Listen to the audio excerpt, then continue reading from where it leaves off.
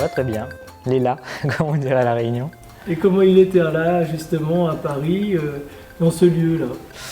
Bah écoute, il fait très bon vivre ici. J'ai la chance d'avoir le statut étudiant-entrepreneur, qui est un statut qui est tout récent et c'est mis en place par Pépite France, qui du coup permet, selon les régions, de réunir des entrepreneurs mais qui sont étudiants.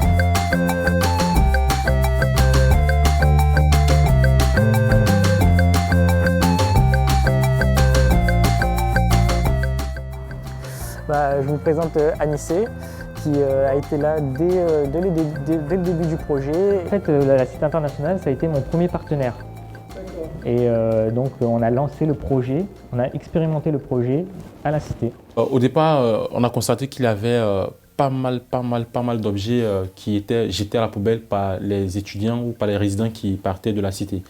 Et donc, nous avons demandé à l'administration de nous trouver un local afin de stocker tous ces objets et les donner cadeau, voilà, gratuitement à tous les nouveaux résidents qui viendraient. Voilà, et franchement, on gaspille trop. Alors que les étudiants sont généralement, ont très peu de ressources généralement. Et la solution de Camille, c'est économique, mais en même temps, c'est écologique parce que ça permet d'éviter de gaspiller les ressources de la nature. Voilà.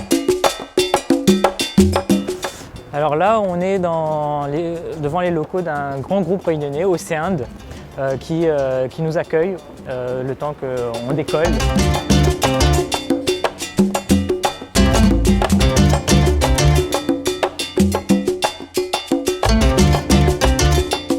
J'ai rencontré Camille en stage de fin d'année d'études à Capgemini. Lui, il a décidé ensuite de faire une année de master spécialisé en entrepreneuriat.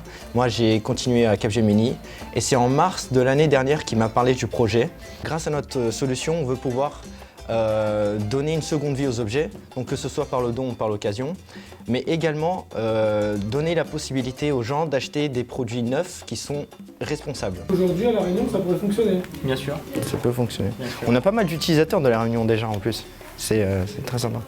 On a beaucoup de gens qui cherchent et utilisent le service pour chercher plus facilement sur des produits d'occasion, sur Le Bon Coin par exemple, parce qu'on applique vraiment ces filtres et on fait gagner du temps. Aujourd'hui, ça ne nous pénalise en rien. C'est des bureaux qui ne sont pas occupés, donc pourquoi pas. Ensuite, c'est des domaines d'activité qu'on ne connaît pas. Donc il était temps de s'y pencher, le digital c'est important. C'est aussi un échange de savoir-faire, un échange de génération, un échange de services, de possibilités. Être capable d'aller un petit peu plus vite peut-être dans des démarches qui sont en parallèle engagées. Tout ne vient pas à soi aussi facilement que ça.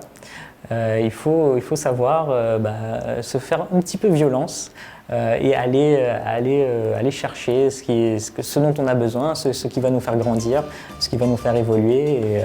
Et après, ça marche ou ça ne marche pas. J'ai des expériences, ça n'a pas marché, mais il faut persévérer et un jour, ça marchera.